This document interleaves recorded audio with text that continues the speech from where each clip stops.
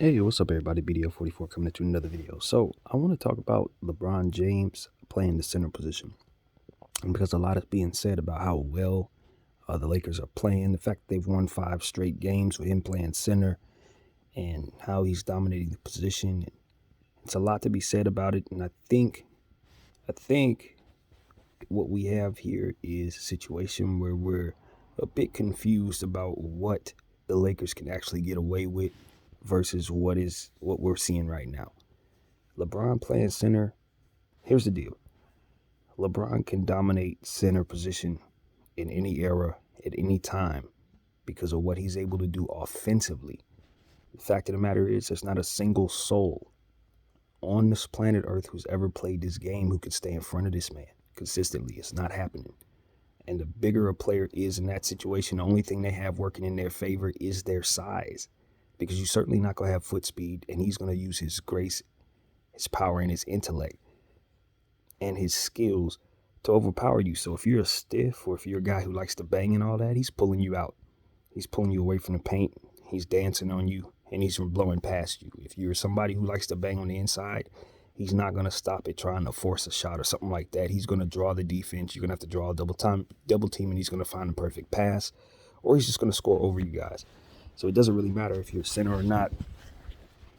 It's probably worse off if you are a center because he can do those things to you as to where if you're a forward or you're a guard, at least you could chase him out to the perimeter. So from a strategic standpoint, he's always going to have the advantage, and anybody with his skill set and size is going to have the advantage against centers.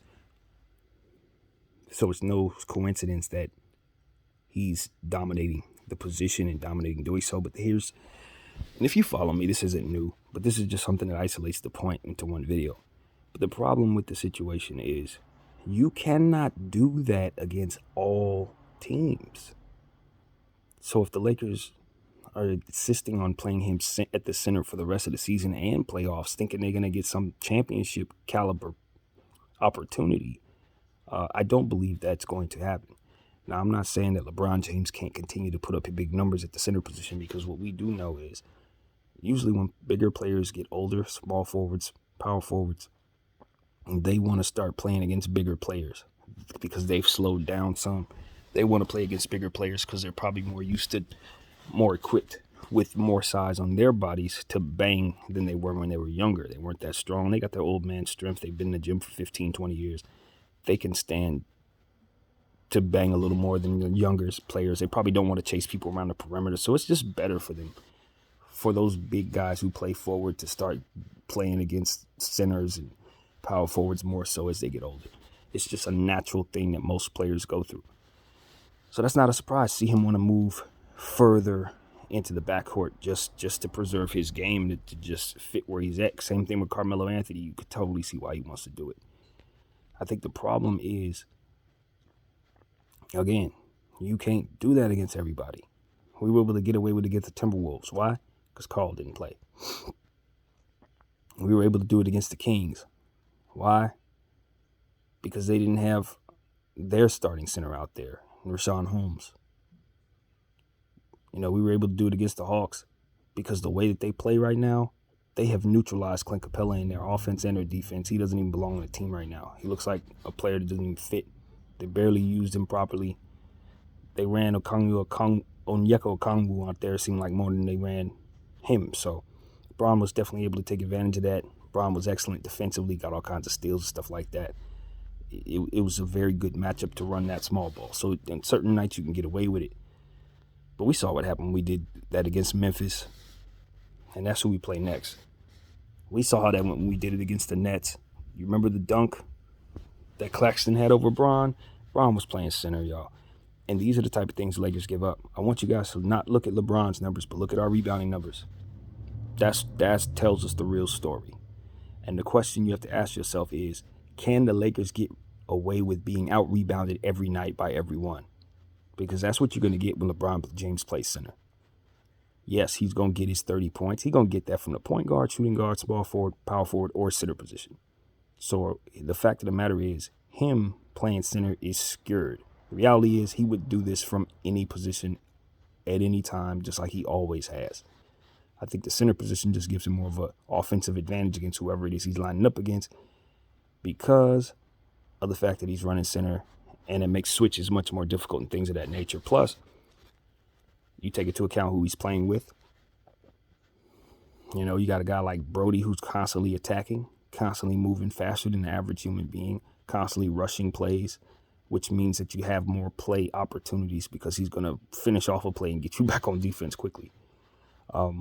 Those type of things are happening. THT does something similar. Malik Monk, these are all very, very solid offensive finishers who are probably going to finish their play within 20 seconds of the shot clock each time. The Lakers don't really run the shot clock all the way down. We're one of those teams, we do what we do and we move on and we get back on D. And it's not too many offensive rebounds, to say the least, no second chance points, because of the same exact thing that we're talking about. So, you know, can we get away with it against smaller teams?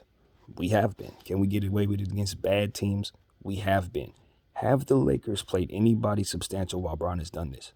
Absolutely not. Have they beaten anybody who has size on the floor while Bron has done this? Only tonight against Clint Capella. Everybody else? Heck no. Bron knows he should not be playing the center every night. He also knows that he can dominate any center any night.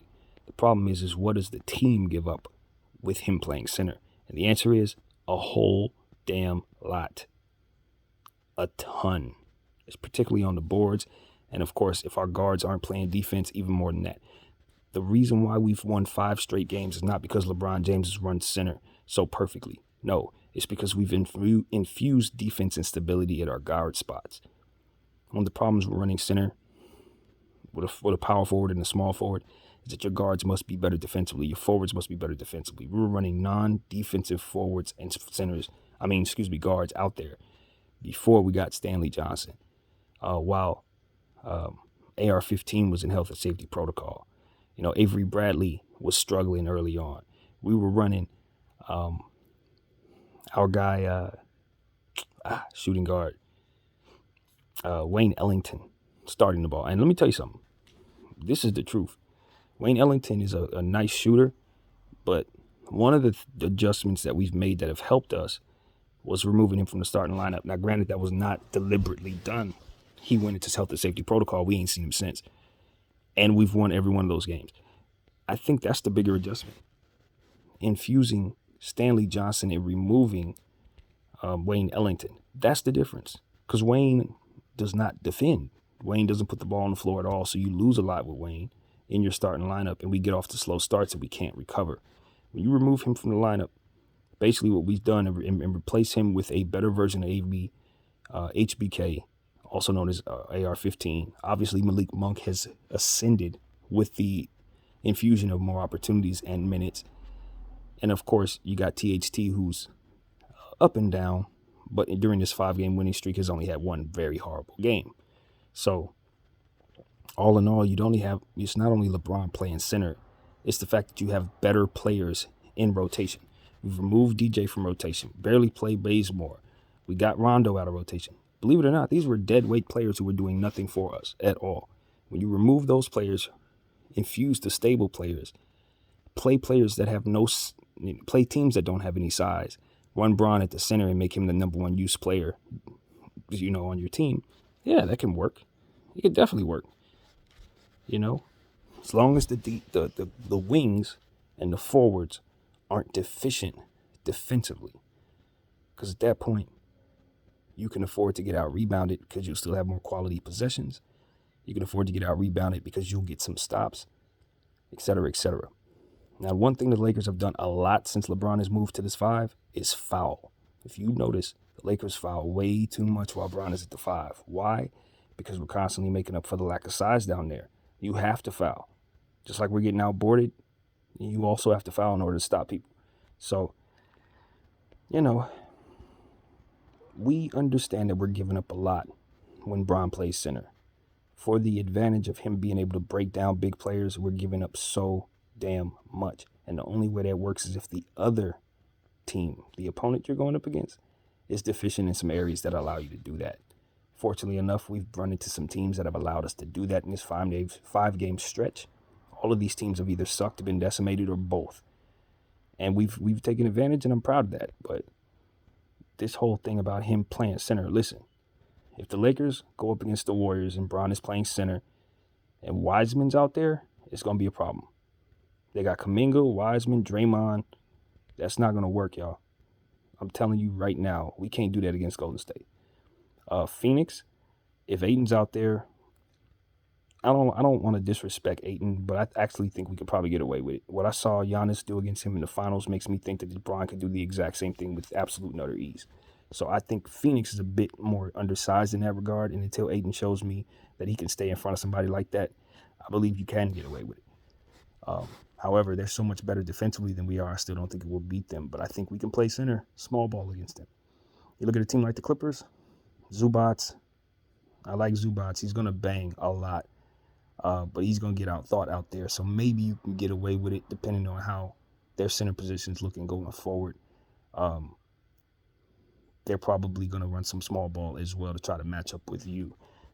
Ty Lue, great coach, et cetera, et cetera. I wouldn't suggest trying funny stuff against that coach. However, their personnel, maybe. You start moving on to Utah. Don't even look at Utah, man. That's Rudy Gobert. Don't even play like that. Move on. You see what I'm saying? It's like certain teams, yeah. Memphis, absolutely not. We know that. We know how that goes. Minnesota, only if Carl ain't playing. And you start going to the Eastern Conference. The Nets, we saw how that went. We saw how that went with Claxton. It didn't work. And that's just one isolated game, but it didn't work. Milwaukee, Giannis, Giannis going to kind of run the same thing. So I would most definitely not want to do that with the Bucks because even though their center position with Brook Lopez, he's tall, he's a little long in the tooth. I definitely wouldn't want to run small ball against him. Absolutely not. Giannis is going to do what he does, so it's kind of hard to even picture us even approaching the game in a very normal way. The Bucks are an interesting matchup for the Lakers if we were to see them. So it's like it's hit or miss. Maybe you can get away with it half the time. You can get away with it, but once it comes down to a 7-game series, you had better have a center on that roster. You had better be able to audible out of that small ball bullcrap. And most important, beyond everything else, is just the durability factor. How long can Bron do this? How long can we have him play the center position and him stay healthy? Never mind that he's dominating the position. Can't he do this banging against players that may be bigger than him for an entire season plus playoffs? Maybe. He's one of the greatest players to ever do it. Maybe he can do this every night for the rest of his career, but I just don't think it's the smartest move. I think it gives us a lot offensively because he can break down anybody, but it takes so much from our rebounding category. It takes so much from our ability to match up and defend. And it doesn't always work. So that's my take on LeBron James at the center position. The numbers, he's going to do that. I'm impressed with his defensive numbers personally at the center position. He's played way better defense than I thought. But he's still getting boarded over. He's still getting dunked on. And that's it. That's the bottom line. So I don't like the give and take of it all. And I'm very, very hopeful that the Lakers will get themselves a center. And then just know that they can use this as an option rather than the number one game plan. Just because it's worked right now does not mean that it will work all the time. And real basketball minds know that for a fact. So that's pretty much all I got to say, man. Congratulations to LeBron James for becoming, he broke some type of steals record last night. I'm not sure exactly which one, but he moved up in the steals category. So congratulations on that. As he continues to pile up records, he's nothing short of one of the greatest, if not the greatest player to ever play basketball. So you got to respect that and expect more of him of the same. He's going to continue to dominate. He's going to continue to play well. And the Lakers have to use Dwight Howard where necessary. They have to. And I think they know it. So that's pretty much it, man. That's what I got to say, man. It's not a negative LeBron James conversation. It's just the Lakers need to be very much aware that they can't do this every night conversation. My name is BDL44. Thank y'all for watching, and I'm out.